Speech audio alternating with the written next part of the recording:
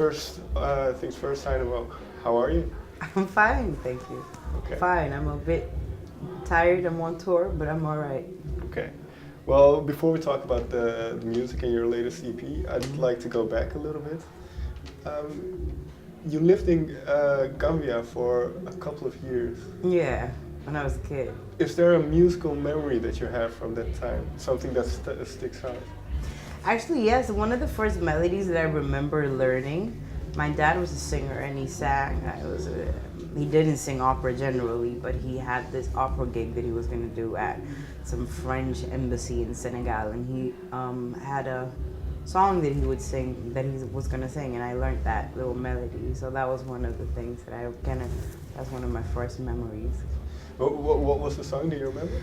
It's called the Prisoners something. It is a French, I don't know exactly the composer, but no, I don't know exactly the name. And you say I know it in Swedish, which is weird. But your father was a musician, as you say. Yeah, so he is a singer. I imagine he sang a lot around the house and there was music everywhere. There definitely was. There were more so like an atmosphere with a lot of musicians and people that taught me a lot. But there was never really anyone that kind of went, okay, let me teach you this, or like sit down and learn this. But definitely just that vibe, and my mom really loves music as well, so.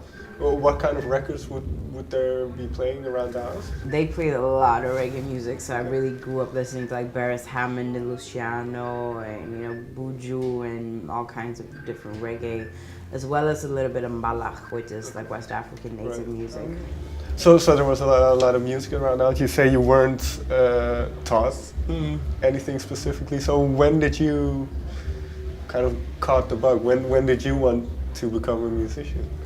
I remember I started school and I felt kind of like an outsider. I mean, I lived in a very, very tiny town on the west coast of Sweden. Had like no black people, and my mom, and I didn't really like the class I was in. So my mom was like, okay, we need to put you in a school where you're happy. And to me, it seemed like you like to sing. Like, okay, so she changed me over to music school. And I was 10 years at that point. And then I was in music school until I was 18 or something like that. So it's always been there kind of, and then really making a conscious choice to kind of want to be a singer or have this as a career came a lot later, because I think that's a pretty big decision and it's difficult to kind of make that. You can dream when you're a kid, but to make the decision and go, like, I'm not working with anything else, this is what I'm going to try to do, came way later, probably 18, 19, 20, something like that. And then, well, you mentioned that having a tough time. So was it difficult for you? Because I believe you were born in Sweden, but then you moved to Gambia and then lived there a couple of years and then went back to Sweden. So was that a tough transition for you? I think it was tough to move to Gambia, and it was tough to come back to Sweden as well. Like both of them had their different challenges. It's just all about kind of coming into a new culture, and they're so separate, they're so different. But my parents are pretty kind of, I'd call them rebellious, but they always kind of explained why things were the way they were and made sure for me to understand, like, this is the way we are in our family, and you just stay the same wherever you are and it's going to be all right, kind of thing. But that said, of course it was really tough, and I was a kid, and like I said, there weren't really any black people where I moved, but my grandma lived there. I kind of liked it.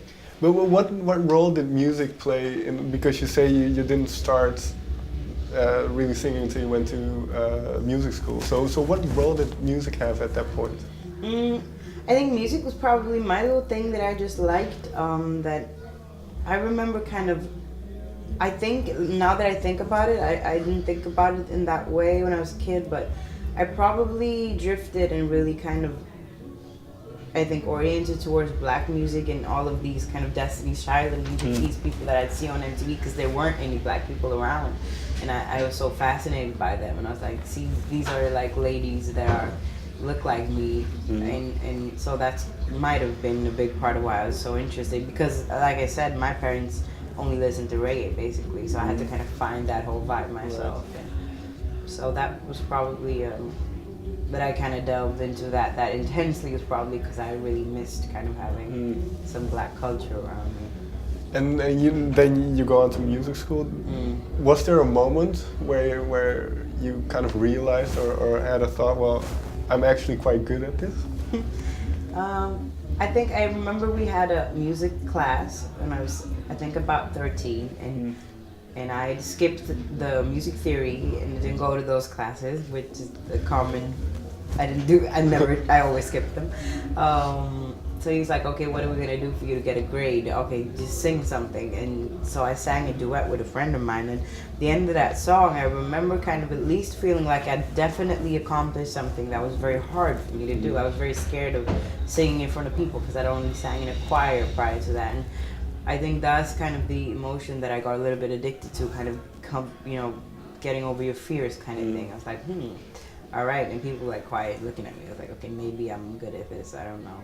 But I always knew I really enjoyed it. Is that feeling still the same then? If you go on stage now, do you still have that moment where, okay, now I have to face my fears, or? I don't have any stage fright left in that sense.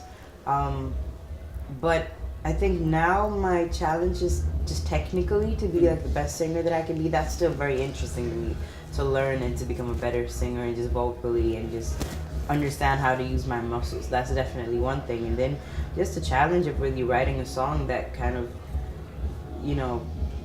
resonates with everyone. That's really the goal of life to me. It's like I want to write songs that really everyone can relate to, and I can keep on doing that for a long time.